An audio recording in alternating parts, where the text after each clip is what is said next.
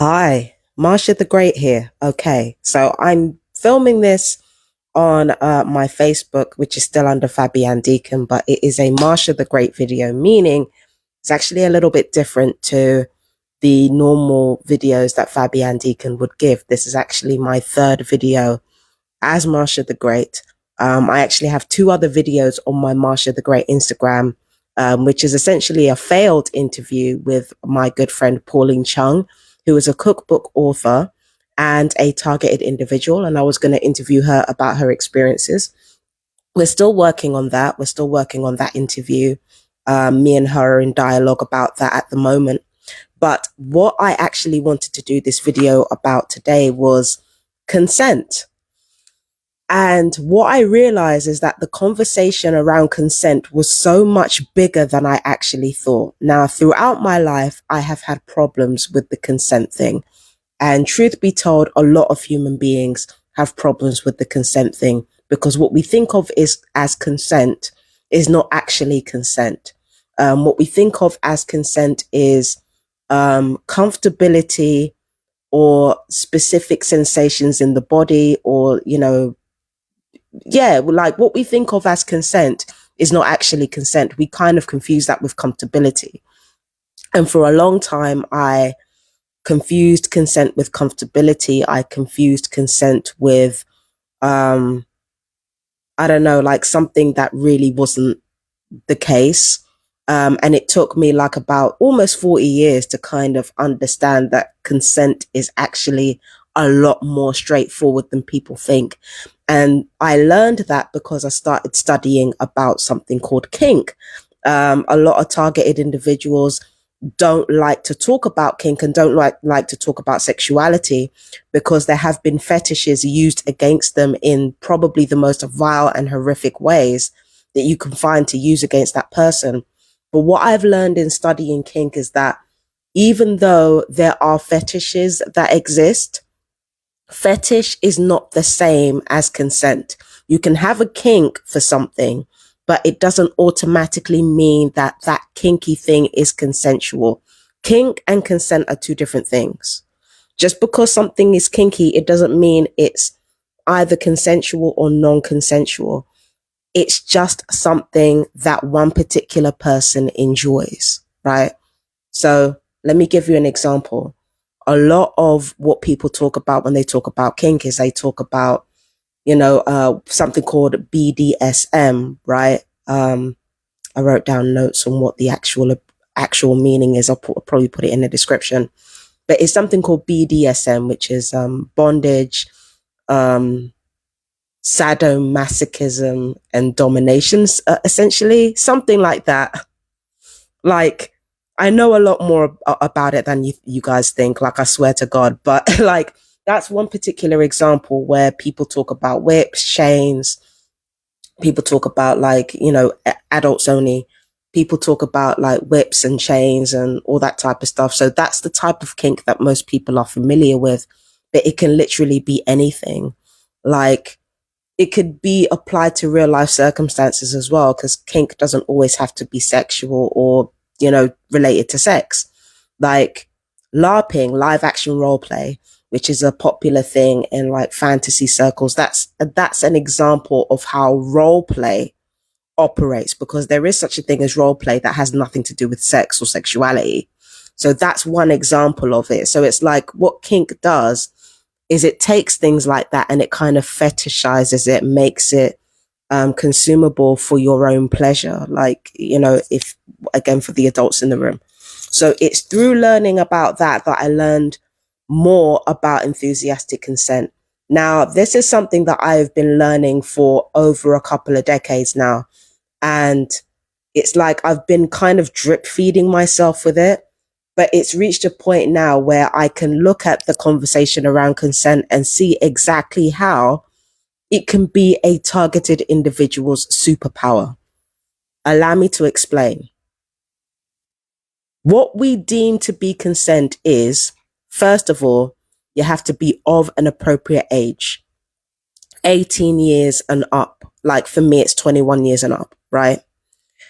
The second thing is that you have to inform people of the situation that they are walking into.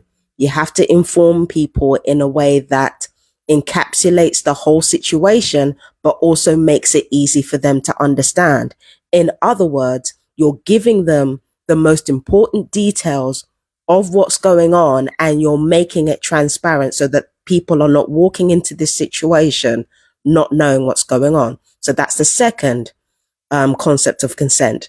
The third concept of consent is that if you are going to enter in a situation with another person, then both you and the other person have to be fully consensual. Now, this doesn't just mean that you enthusiastically say yes to the other person.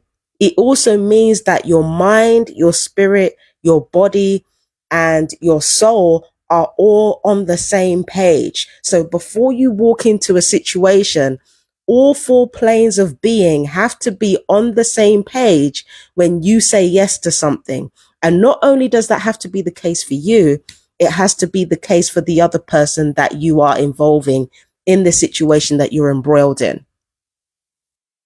So it's of age, it is fully informed, and fully informed in a way that's accessible, right? And also consenting to the situation in a way that your whole body and your whole soul and your whole mind and your whole spirit are all saying yes simultaneously. That is what consent is. A lot of people say it's enthusiastic consent, but no, that's just consent. That's just consent. That is literally what it is. It's when you are 1,000% in, 1,000% informed, and you are of a specific age or a specific like mental capability where you can agree to something. That means you're not being lied to. That means you're not being blackmailed. You're not being coerced or manipulated or like speaking in code. None of that shit, right? There are no loopholes when it comes to consent. Now, what does this have to do with targeted individuals? I'm going to suggest something to a lot of targeted individuals that is very controversial, that is, like, when you think about it, can be admittedly very isolating, and it's going to ruffle a lot of feathers. What I suggest for all targeted individuals, and I'm going to start with myself because I haven't been doing this, okay? Hold yourself gently.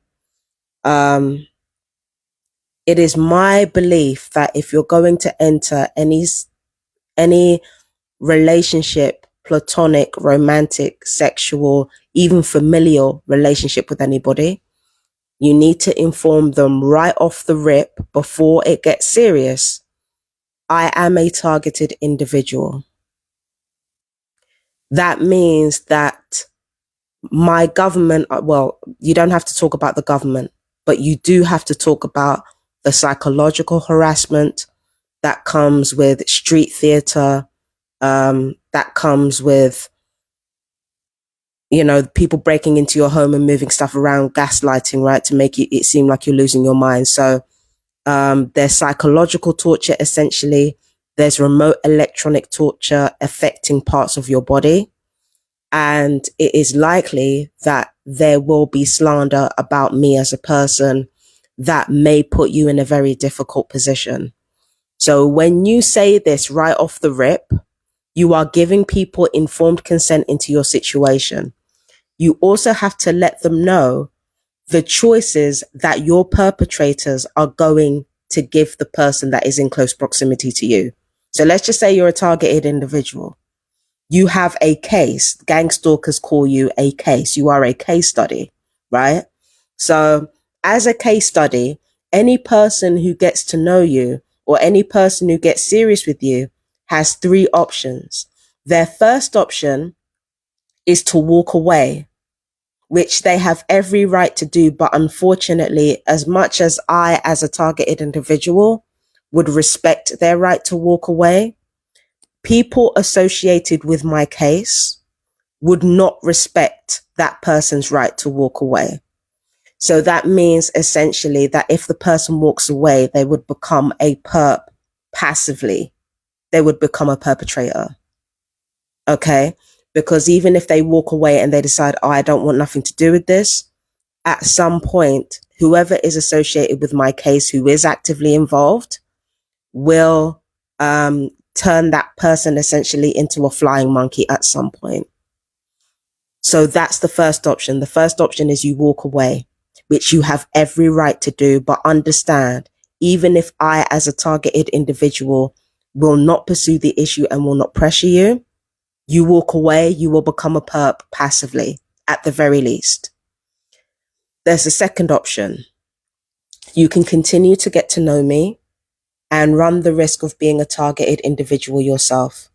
It means that you will go through much of the same things that I am going through, and the results will differ because you are the one who's going through it and not me. I have my own way of dealing with specific types of abuse that are isolating and blackballing me, right? But you, as a targeted individual, the way you cope might differ. So if you decide to get to know me further and you decide you're 100% on my side, understand that you are likely to be a targeted individual as well. And that's a hard journey that involves a lot of people being invested in treating you as a crazy person and ensuring that you end up in a psychiatric ward somewhere being discredited.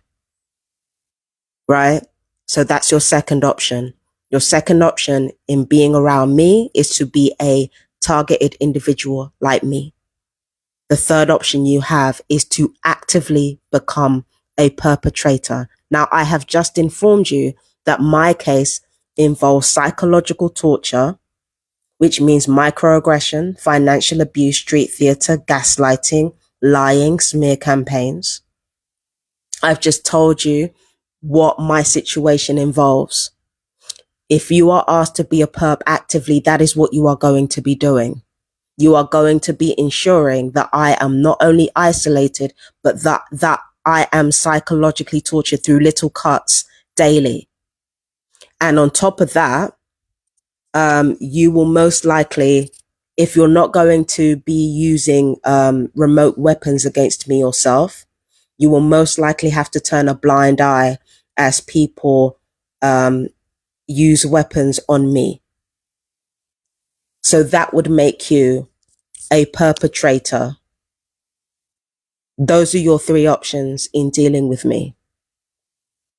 Those are your three options in getting serious with me. If you want to be serious with me, this is what your life will involve in being in close proximity to me. This is what your life will involve. Now, I know that, a lot of targeted individuals find the prospect of this incredibly isolating. There are so many TIs who have lost family members, friends, lovers, spouses, even children, because they've been completely honest about this gang stalking. But hear what? Enthusiastic consent, like I said before, is a targeted individual's greatest weapon, because gang stalking involves the removal of consent in order to function. Gang stalking relies upon lying not only to the targeted individuals, but also to the perps. Not every single perp involved in our case is some psychopathic, sociopathic, or narcissistic twerp that fucking enjoys it. Some perps are blackmailed into it. Some perps are bribed into it. Okay? So that's a violation of their consent already, right? And then on top of that, you've got people who lie about targeted individuals to get perps on side. So right off the rip, the perps' consent is violated, essentially making them trafficking victims too. Because why the fuck are you lying to them? Why are you keeping certain details from them instead of telling them the truth and telling them what you're really doing? Right? So perps are essentially having their consent violated every single day through this job, making them trafficking victims as well as perpetrators. And then we've got to get into the targets.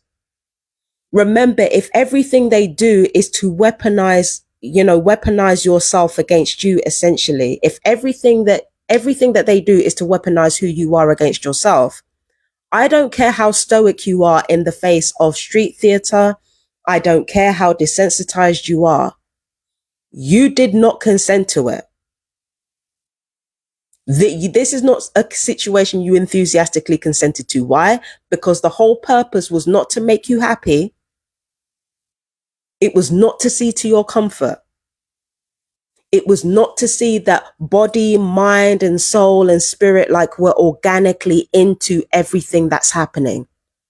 So every time you have a private conversation in your own home repeated back to you through directed conversation, you're having your consent violated. Every single time there is street theater, people are talking at the top of their lungs about you, about things that like have nothing to do with anything. They just want to make you feel humiliated for being yourself.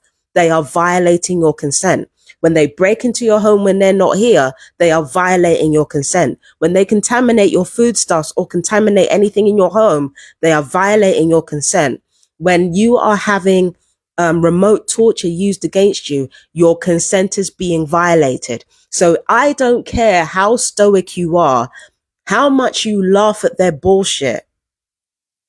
The fact that they are doing this specifically to violate your physical, spiritual, soul, and mental boundaries, it means that you do not consent to any of this. There are a lot of targeted individuals who say, oh, I have to say I do not consent. No, you don't. No, you don't. No, you don't consent to it.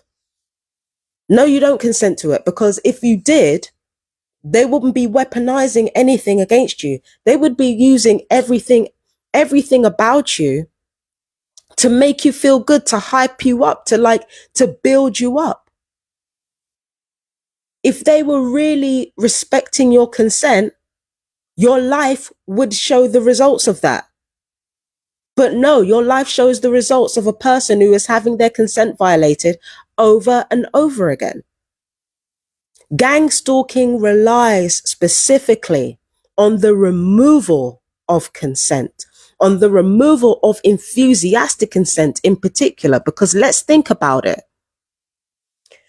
The way human beings are, I'm not saying human beings are naturally moral and naturally empathic. In fact, a lot of us are petty, selfish, and dishonest, all right? But the truth of the matter is, the same selfishness, pettiness, and dishonesty that would get people into gang stalking under false pretenses is the same pettiness, selfishness, and dishonesty that would make a lot of people say, fuck no, I'm not doing that, if they were to be sat down and told exactly what they were doing and why. That's those same flaws that human beings have. It means that if a lot of perps knew what the real story was behind why gang stalking was the thing, a lot of them wouldn't fucking do it. A lot of them would not do it because it messes directly with their self-image and it messes directly with their reputation. They ain't fucking doing that shit. There are a lot of human beings who would not do this shit knowingly. That's what makes them trafficking victims. And they're being tortured as well, but that's for another day. So a lot of people, a lot of perps that are doing this to me right now, if they really knew the full story about why they were fucking doing it, they would not do it. And it's not because they're good people, it's because they're fucking selfish. Ain't no way they're gonna do this shit knowing what the risks are. No way. And being trafficking victims and slaves because of, on top of that, and being disposable slaves on top of that. Are you kidding me? Really think about who would consent to being slaves, specifically for the purpose of torturing people, trafficking people, murdering people. People they don't know for reasons that, for reasons that have nothing to do with morals. Really think of what kind of people would want to willingly do this, would want to willingly be enslaved in the name of something like this. That is not a lot of people. That is not a lot of people. Derangement on that level is rare. Derangement on that level is very, very rare. So consent, or the lack thereof, is both gangstalking's biggest asset and its biggest vulnerability. Just like enthusiastic consent is a TI's greatest asset, and it's also our greatest vulnerability. Because when we decide to like engage in enthusiastic consent and ensure that the people around us consent to everything that's going on, when we do that, then that means when all is said and done, we actually gave people an informed choice as to what they wanted to do when getting to know us. We gave people that option. I gave Black Brighton Market that option when I talked about gang stalking in my Empress Justice videos and shared it in the WhatsApp. I gave a former mentor that informed consent when I told them about gang stalking, and I told them that I wanted to incorporate Empress Justice Tarot into gang stalking, and I wanted to like use my platform to help people in that way. I gave informed consent then.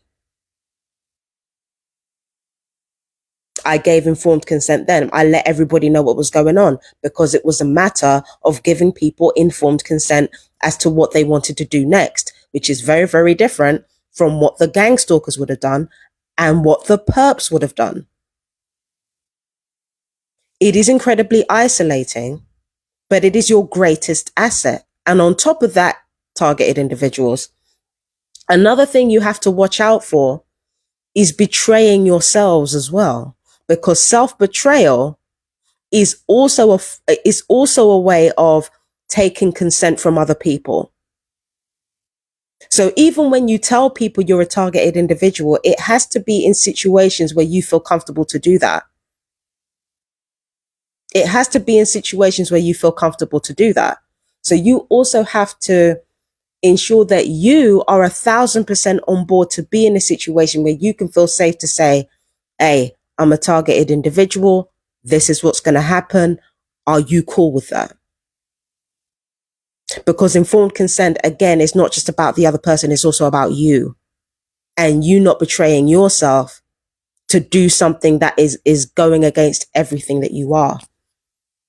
It is the most important thing you will ever learn as a targeted individual: enthusiastic consent. Being in the position of people that are giving everyone what the rest of the world refuses to give them.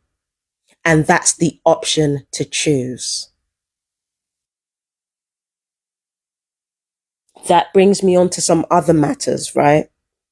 Also, this is something that I'm going to have to do as well, because I can be really bad with this. If there are people who are having private conversations about you, if it's not street theater and it's not involving trafficking you, and they're just talking shit, then it's actually none of your business what they say but behind your back. A lot of people used to say this to me because they wanted to weaponize against, my own pain against me. But I'm saying this to you, my fellow TIs, because again, this is what a lot of gang stalkers do. They take your private conversations and they weaponize it against you. So it's important that we do not take our attackers' private opinions about us, or anybody's private opinions about us, and weaponize them against other people. It's important that we don't do that. Because again, it's about consent. You're respecting their privacy. As long as they're not doing anything to actively participate in your trafficking or actively participate in you being endangered, people have the right not to like you. And I know it hurts. It hurts. I don't like people not liking me.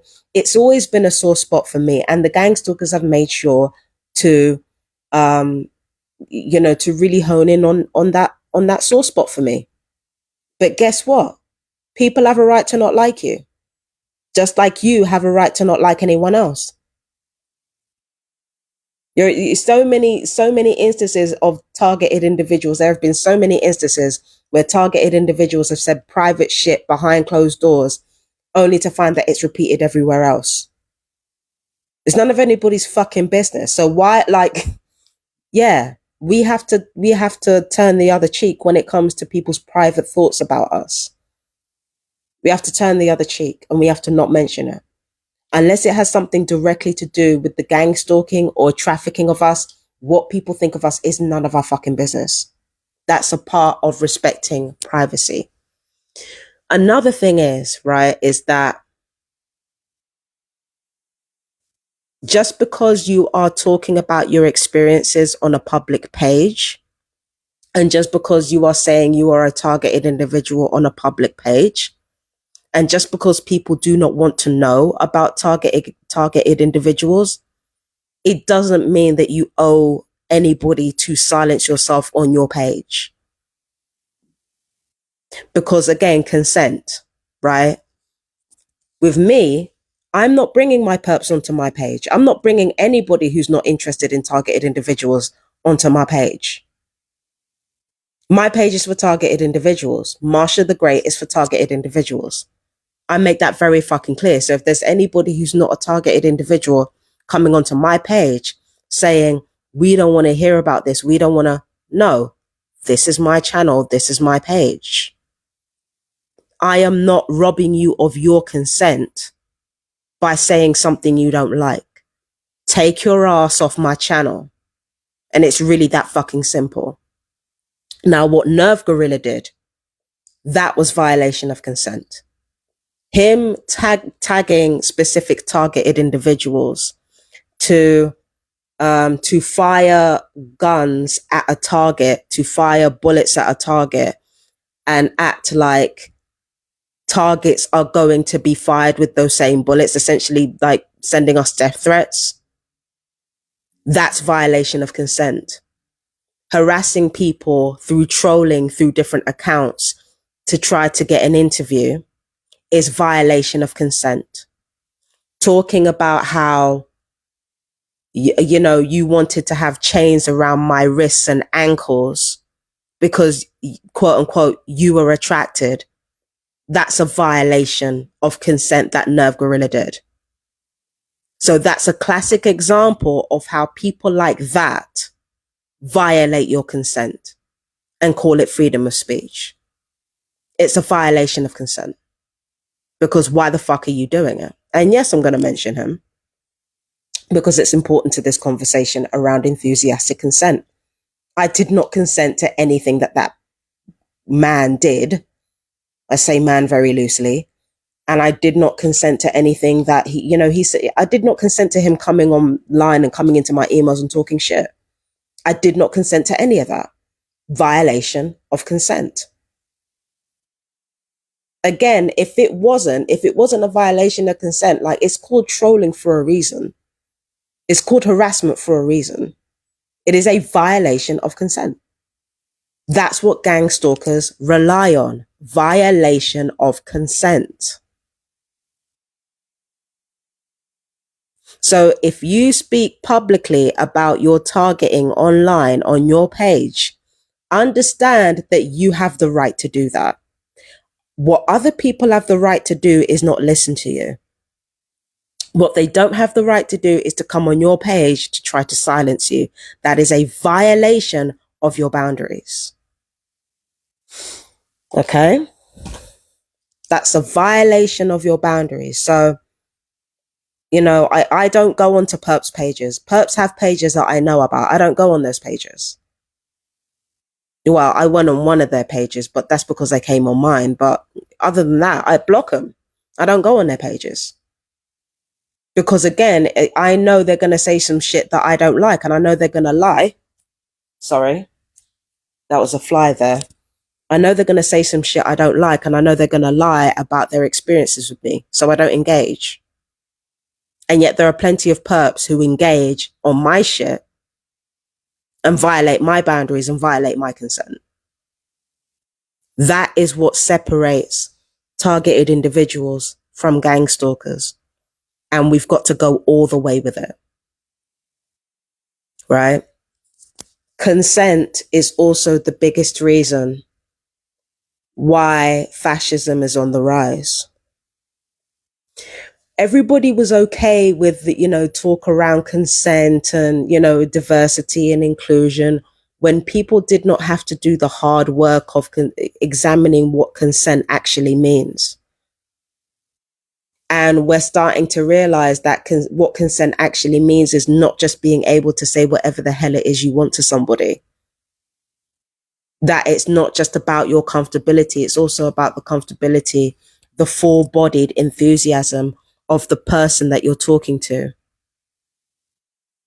Now we're starting to understand how the violation of consent plays a role in racism, in sexism, in queerphobia, in transphobia, in in not just abuse and not just trafficking, but just like in life in general and in the militarization of our society at the moment. Now people are starting to understand the hard work that needs to go into actually respecting consent, and how many industries would probably go under if we had to pay attention to people's consent. Now there's a backlash. That's why there's a backlash. It's not because, it's not just because there's no money anymore. It's not just because there's no resources anymore. It's because respecting consent in a world where resources are scarce, and in fact, doing the full work of respecting consent in the first place is hard work that nobody wants to do. They would literally, we've seen in history, they would literally rather see millions of people killed in ethnic cleansing than respect consent. That is how powerful consent is. That is how powerful consent is. People literally find it easier to put up with millions of people being killed through fascism than it is to do the hard work of actually consenting, of actually engaging enthusiastic consent in all areas of our lives. That's how powerful this shit is. That's how much value consent actually holds. And the most powerful people in the world are the ones who are dedicated every day to taking that from you. Why do you think that, there's a boiling frog effect? The boiling frog effect is fucking violation of consent. And I know what people are saying. No, it isn't. Yes, it is. Yes, the fuck it is, because why are you using people's comfortability against them to lie to them? Why do that? Why do that to the point where, now that they can see fully what they've gotten themselves into, now they can't get out of it? That's a deliberate violation of consent right there. Our whole world, our whole society is built on it. It's built on mistaking comfortability, like treating comfortability and consent as the same thing. Being comfortable is not the same as enthusiastically consenting to something. When you're comfortable, it just means you're used to something. It doesn't mean that your whole mind, spirit, body, and soul are 1,000% in. It's not the same. And as targeted individuals, the knowledge of that is our greatest weapon. The knowledge of that is our greatest weapon. So that is what I believe targeted individuals should do. I am a targeted individual. This is the situation. And understand any dealings you have with me are going to be in the knowledge of those realities that I've pointed out. Let people know what the situation is. Be as short and concise as you possibly can. And then give them the option as to what they are going to do. If there is any fourth option floated of you not talking about it anymore, or you denying that you're a targeted individual, or you going to see someone about something that you have evidence for, you cut that shit dead. Because that's a violation of your that's a violation of your sovereignty. We don't tolerate that.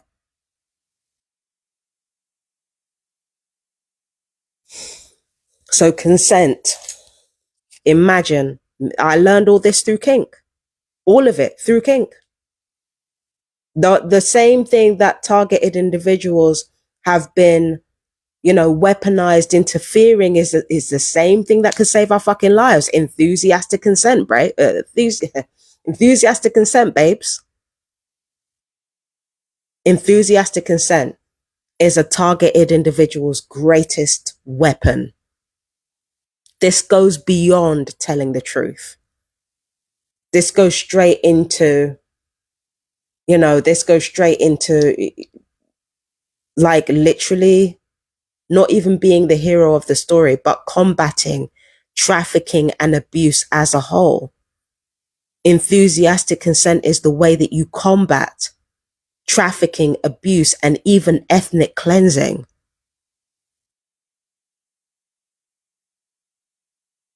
By being open and being honest and being concise and accessible. And our whole world and every single billion-pound industry that we are under is revolved around revoking our consent in subtle ways. So yeah. That, hang on. Is there anything else I need to say? I'm trying to remember something.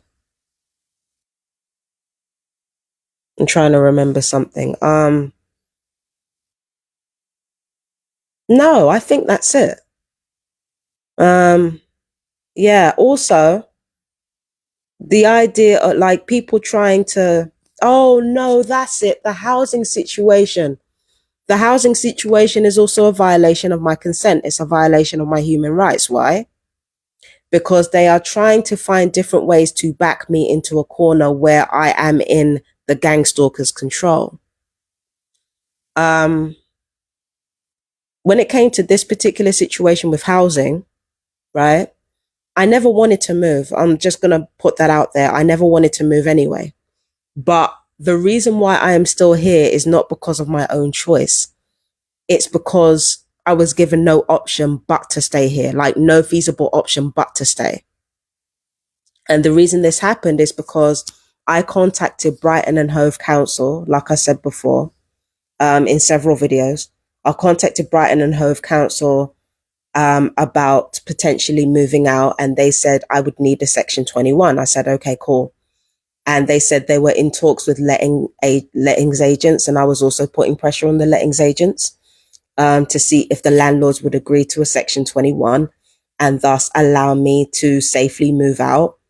And, just end this whole fiasco with the neighbors harassing me, because they were still harassing me today. So just ending this whole fiasco with the neighbors harassing me, right?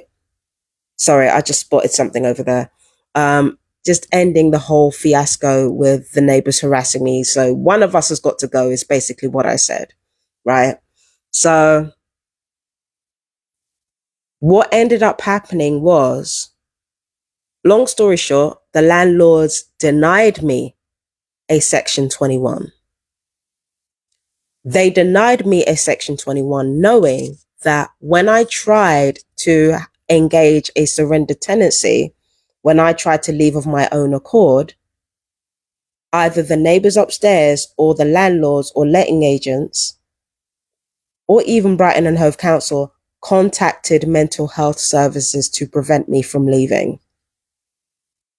So now I know from pattern recognition, if I try to leave through surrender tenancy and stick by my word, there would be an attempt to section me. That is also a violation of my human rights and a violation of my consent. Because why the fuck do you need to section somebody who wants to leave? You've been able to find people somewhere to live just fine without sectioning them. Why do you need to section them, please? And especially knowing that they have crimes against them that they can prove. Why would you do that? So yeah, it was a direct, like, again, psychiatry is used to violate your consent as well as a targeted individual. So yeah, that's a, yeah, like ensuring that your section so that the landlords don't lose any money, that's a violation of your consent. That's trafficking. Denying you a section 21 so that you can't move out is basically it's a violation of your human rights. That's trafficking, because there are people harassing me and there's proof for it. So you're basically saying that you want me to stay in a place where people are embarrassing themselves trying to harass me so that you can get some money. That's trafficking. That's a violation of human rights. And just because I don't want to leave, just because I never wanted to leave, it doesn't mean that I wasn't prepared to if it would solve the situation. So once again, you've got an example of where just because I want to leave, it doesn't mean that I get to stay in a way that is advantageous to me. That is a violation of my consent, meaning the gang stalkers are only prepared to have me stay in a property where they know somebody else could try to psychologically torture me every day. That's the only time where they're comfortable with me staying put, because they don't want to be embarrassed again. That's a violation of my consent. That's a violation of my human rights. And also refusing to do anything about me or about these people is a violation of both our human rights. Like I said, perps are slaves. They are trafficking victims. Just like I am, but unlike me, they don't get sympathy because I'm actively trying to dismantle this trafficking shit. They're doing no such thing. In fact, not only are they still engaging with the same system that is trafficking them, they're getting other people involved in it, getting other people trafficked passively by playing victim and not admitting the full situation of what's going on. So it's just violation. It's just consent violations everywhere. And I'm the only motherfucker respecting anybody's consent. The only one. That's the power of a targeted individual. That is why I keep saying, targeted individuals, you are the fucking money. Now I'm going to have to review a phrase of mine that I've used before. I used to say there were two types of people. There were the people who took value and the people who added value. Or the people who had value. But no, there are four types of people in the world. There are people who take value, people who add value, people who take value, people who add value, people who have value, and people who are value, right? As a targeted individual, you are value. As any marginalized person on the planet, especially if you are Black, queer, female, and yes, cisgendered or transgendered female. If you are female, queer, Black, and especially a targeted individual, you are the value. Because everything in this world is revolved around how you think, how you feel, how you move. This whole world is built around how to extract from you. You are not the people who bring value. You are not the people who have value. You're not even the people who take value. You are the fucking value. And my fellow TIs, yes, that especially goes for you. You are the fucking value. I keep saying people are the money. Now I get stupid questions in my comments on TikTok saying, well, how am I the money if I don't even have money? It's very simple.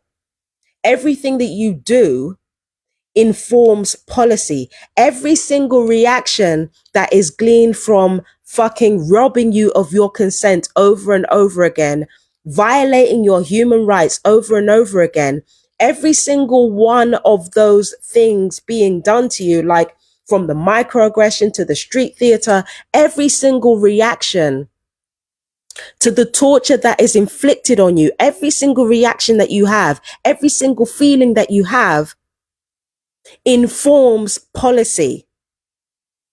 Remember, there are creative intelligence services involved in gangstalking. Every single thing that you do informs legislation. It involves industry. It involves advertising, marketing, you name it, it involves it. You are the fucking value. Don't ever forget that shit. Don't ever forget that shit. You are the value. You don't even add value. You are the value. So how the fuck can these people take value from you when you are the fucking value? And there's nothing without you. And there's nothing without your feelings and your actions. Nothing. There is nothing without you. Nothing. No culture, no fucking, and it's not just for targeted individuals. You know who I'm talking to. There is nothing without you. There's no culture. There's no joy. There's no meaning. There's no flavor. There's no nothing without you. Let's be fucking real. Okay? Let's be real about this shit. Let's be fucking real about this shit. Anybody who has been disadvantaged in life that's had to learn to develop a thick skin, the likelihood is that you have value. And if you are marginalized simply for the way you're born, you are the fucking value. Because the way this world works, they always come after the most precious resources first and make damn sure that, to preempt anybody else wanting to access the same thing. And they do it through propaganda. They do it through torture. They do it through murder. They do it through ethnic cleansing. They do it through lies. As a targeted individual, and especially if you belong to a marginalized group or all the marginalized groups, you are the fucking value. Your word means something. Even when you're not being honest with yourself, your word means something because it shapes the entire world around you. And the people who take value, guess what they do? They take value. They don't add shit. That's why they weaponize everything. You only weaponize everything if you don't have any fucking value in you.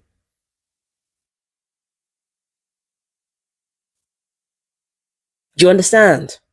It's important for you to understand that. You could be a little person sitting like me, like having their bed on the floor. My decisions and my thoughts and my feelings are worth billions of dollars. Little old me in a rural village in Brighton, coming from an inner city in London, who everybody in that inner city called mad. I am worth billions. Billions. The amount of manpower that has been used to extract information from me, and that's just me, let alone other targeted individuals. I am worth billions at the very least. I am value. The fuck you mean? And that's the same for a lot of targeted individuals out there. And again, especially if you're black, female, queer. Do you understand? Your value is priceless. Priceless.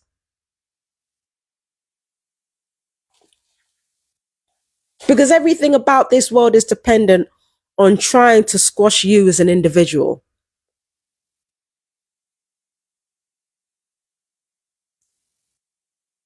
Trying to ensure you don't realize your value and you don't realize your worth. That's why we live in a world where lack of consent exists, and lack of consent makes the world go round. Because take lack of consent off the table,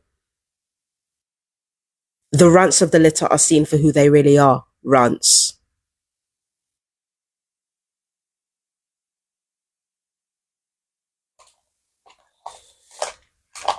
Violence and technology are the two equalizers. When the people who are like the least strong or the least adaptable or the least, when they figured out that violence doesn't always have to be physical, when they figured that out, that was when it all changed. What lack of consent and the violation of consent ultimately is the realization that violence doesn't always have to be physical.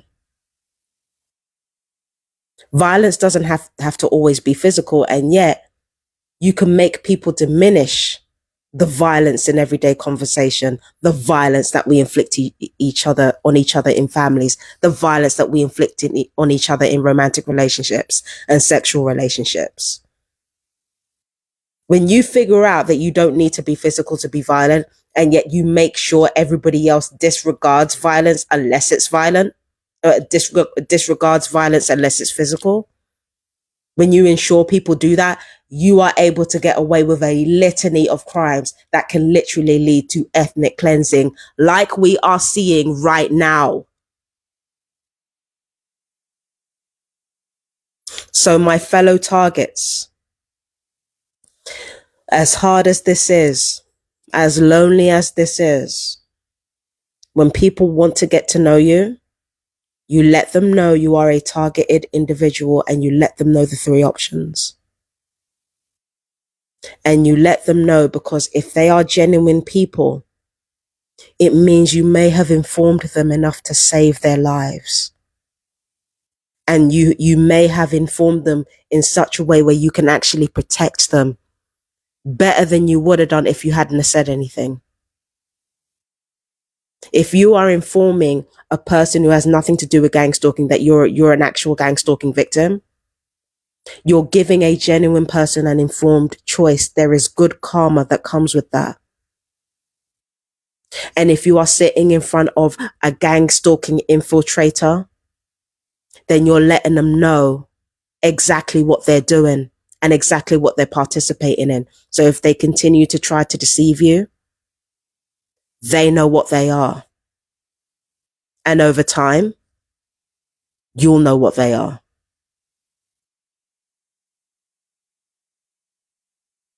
Now, I'm going to go, and I don't know, man. I still got some cleaning up to do. Like, I have been, like, my ADHD is getting worse because I've been having weapons fired on my brain to induce psychosis.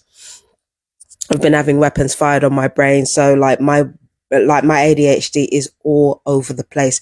Like, it's just piles of stuff around. Like, even when I try to clean, I don't get everything clean. It's a pain in the ass, but yeah, I'm gonna go. Marsha the Great, out. Peace and blessings. Bye-bye.